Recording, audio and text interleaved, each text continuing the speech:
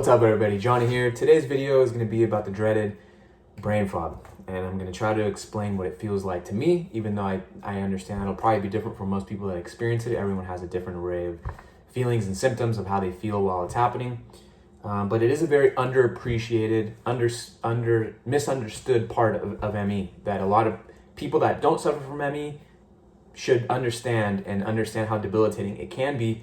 And you think of ME, or a lot of other people think of ME, and they think fatigue, joint pain, a lot of those type of things. Brain fog to me might be the worst one outside of full-blown debilitating fatigue, but brain fog's a big one. It's right up there.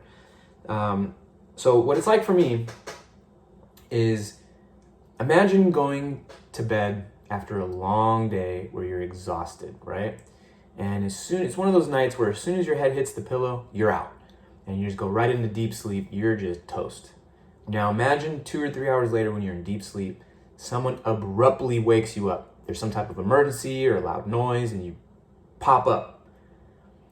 For about 5 to 10 seconds, you kind of don't know what's going on. You're trying to get your senses, your wit back to kind of understand what's going on. You're just a little like zoned out and drowsy. Imagine being stuck in a constant state of that feeling all day, all week, months, or permanently. That's brain fog to me. It's being stuck in that drowsy, disoriented, not functioning at 100% mind state for days on end. It's a very undervalued symptom. Very hard one to explain too. It's hard to articulate. One of the symptoms that it causes is feeling disconnected and in a dream-like state. That's another hard thing to articulate, but you just feel like you're in a dream. It feels like everything's moving slow. You're just out of it. You just feel very disconnected. You're kind of in your own thoughts while you're in a social gathering or dinner, whatever it may be. And you're just not all there, and it makes you feel disconnected. Hard thing to describe, but it's a very frustrating symptom. Another symptom brain fog may cause is forgetfulness. Man, that's a big one. I mean, I remember filling out an application for something where I had to put my name, my address. Completely forgot my address.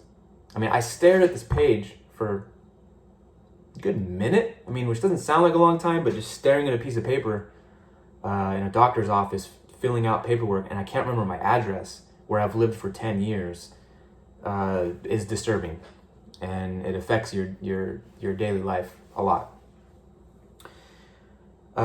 Losing a sense of space and time is another symptom, and I don't mean that in a Star Trek kind of way, but just depth perception. I'll find myself bumping into stuff, running into things, stubbing my toes, almost tripping on things. I'm a pretty coordinated person, or at least I was growing up.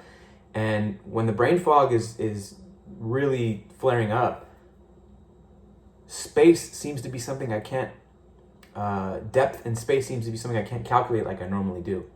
And time, sometimes I feel like I've been doing something for hours and it's been 15 minutes.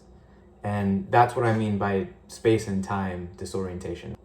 Another thing that brain fog affects me in these specific ways, and it's different for everybody else. I find myself dazing off into random stuff. I'll just start staring at something and just daydreaming. I daydream, which is not something I ever did, not even really as a kid. But when I'm flared up, I seem to start daydreaming. People are talking to me and I'm like, huh? Not really paying attention. I'm usually very in the moment, but when brain fog is hitting me pretty hard, not something I can do very well. Not remembering what you're currently doing. Now, sometimes people ask me why there's several months between videos.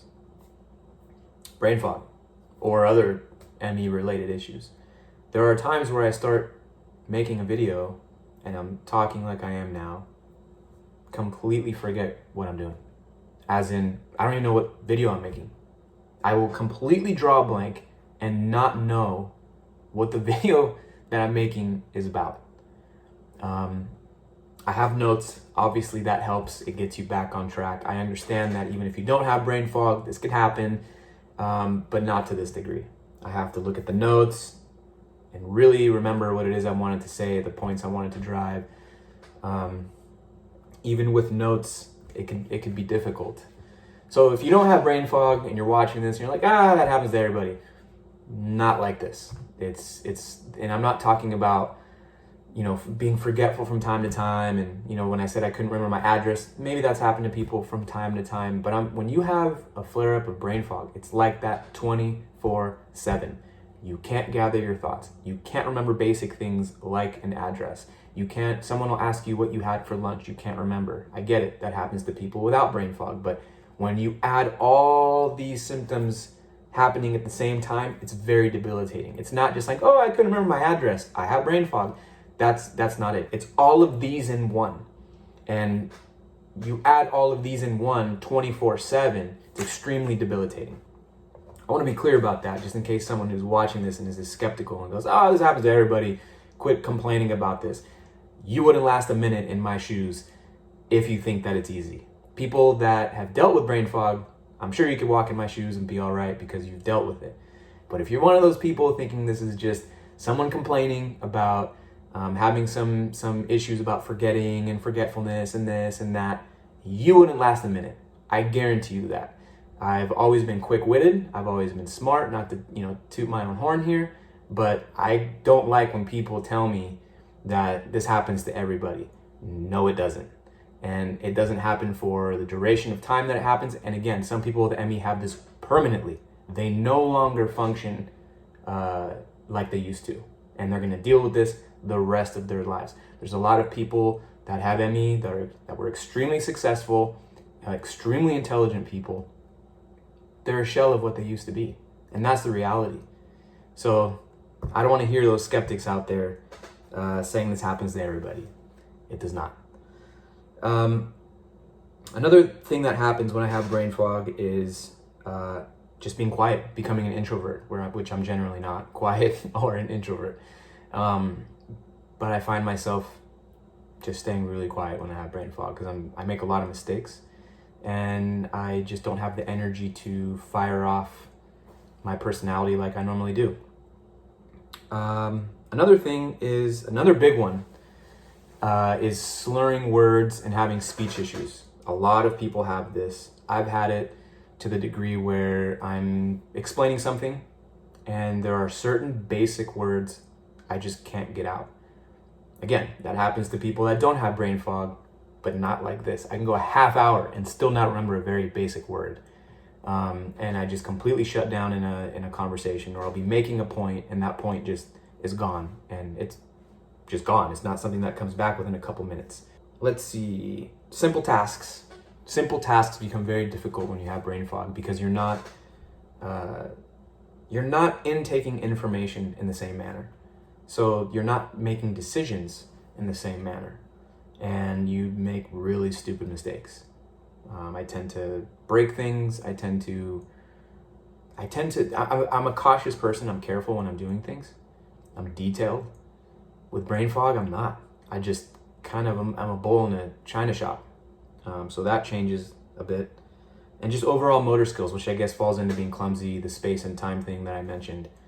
Certain motor skills change for people. There's a lot of symptoms out there. It's a debilitating neuro issue. So you might see someone like me, eating out, and you might get to chatting with me and I say that I have ME and you might look at me and say, hey, it's not too bad. You really can't see this. You can't encapsulate how serious this is. You can't measure it. And I personally think that brain fog should be one of the things spoken about the most with ME, because I really do believe it's right at the top with the most debilitating symptom. Now, I'm sure I left things out, so please add in the comments whatever it is you feel I left out, what might be different, a different experience for you in relation to brain fog. Because I know it's different for a lot of people. I mean, some people experience crazy symptoms that I haven't experienced, and I'm curious to see what they are. And like I said, in case I left something out. And I'm also curious, what's your analogy of what it feels like? For me, it was like, when you first wake up. I'd like to know what it's like for you guys out there. Now, in a final thought, I want to add that none of this is depression related. Doesn't mean it can't be, but I already know there's people out there that are going to be like writing this off as a psychological issue. It's not. I've been tested a million times by different professionals, and I know a lot of people that have been tested for psychological issues, and it's just not that. So before you get the people out there, I already know there's going to be people out there claiming that this is just, anxiety, depression, these type of things. Take that mess, take it somewhere else. That's not what this is. This can also just last for an hour and go away. So, and then some people, it's permanent no matter how many antidepressants and poison that they're given. So before all that talk starts, I want to put that disclaimer out there. I've already been checked by many professionals who all agree it's not psychological at all.